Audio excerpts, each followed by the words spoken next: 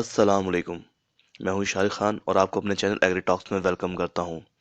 دوستوں، آپ کو ہم نے اپنی پچھلی ویڈیوز میں بایو گیس پلانٹ کی اہمیت، افادیت اور اس کی پاکستان میں کامیاب فیزیبلٹی کے بارے میں بتایا تھا، مگر ساتھ کے ساتھ آپ کو بایو گیس پلانٹ میں ہونے والے دھوکہ دہی اور فراڈ کے بارے میں بھی تنبیہ کی تھی، اور آپ سے وعدہ کیا تھا کہ اپنی آنے والی ویڈیوز میں آپ کو بایو گیس پلانٹ کے مطابق اہم اور بنیادی معلومات فراہم کریں گے۔ جیسا کہ آپ کو اپنی پچھلی ویڈیو میں ہم نے بتایا تھا کہ آکسیجن کی غیر موجودگی میں نامیاتی مادے کو گلانے سڑانے سے جو گیس پیدا ہوتی ہے اس کو بایو گیس کہتے ہیں۔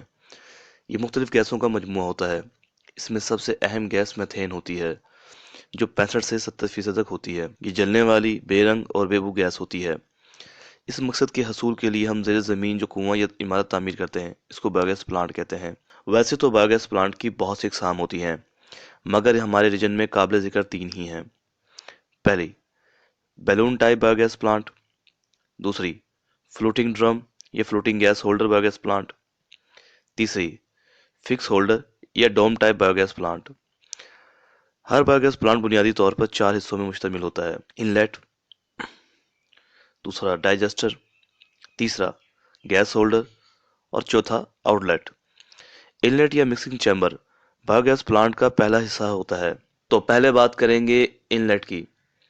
انلیٹ یا مکسنگ چیمبر یہ بایو گیس پلانٹ کا پہلا شکلی حصہ ہوتا ہے۔ بایو گیس پلانٹ میں گوبر ڈالنے کے لیے ایک 3 فٹ کے فاصلے پر ٹینکی بنائی جاتی ہے جو کہ پائپ کے ذریعے بایو گیس ڈائجسٹر سے منسلک ہوتی ہے۔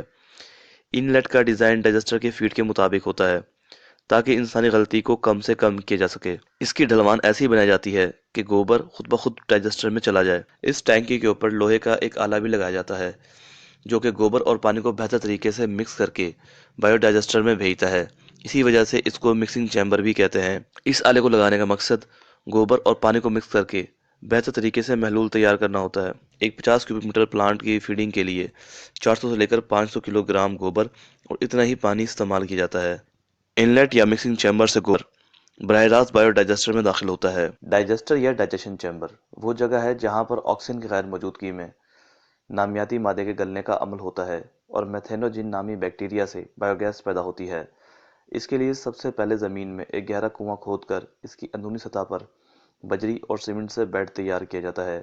پھر اینٹوں کی مدد کے ساتھ چنائی کی جاتی ہے اور کنواں تیار کیا جاتا ہے جہاں پر 40 سے 50 دن تک فیڈنگ ڈائجسٹر میں رہتی ہے۔ HRT یعنی ہائیڈرولک ریٹینشن ٹائم سے مراد وہ کل وقت ہے جو گوبر کی ایک مخصوص مقدار کو کل گیس کا تقریباً 80 سے 85% پیدا کرنے کے لیے درکار ہوتا ہے۔ یعنی HRT سے مراد وہ وقت ہے جو فیڈ مکمل طور پر ڈائجسٹ ہونے سے پہلے ڈائجسٹر میں گزارتی ہے۔ HRT کا زیادہ تر درجہ حرارت پر انحصار ہوتا ہے، اس لیے مختلف جگہوں پر HRT مختلف ہوتا ہے۔ پاکستان میں ڈائجسٹر 40 سے 50 دن کے ہائیڈرولک ریٹینشن ٹائم کے حساب سے بنائے جاتے ہیں۔ اس کے بعد باری آتی ہے گیس ہولڈر یعنی ڈوم کی۔ ڈائجسٹر میں پیدا ہونے والی گیس اس کے اوپر تعمیر کیے گئے گول شکل کے گیس ہولڈر میں سٹور کی جاتی ہے۔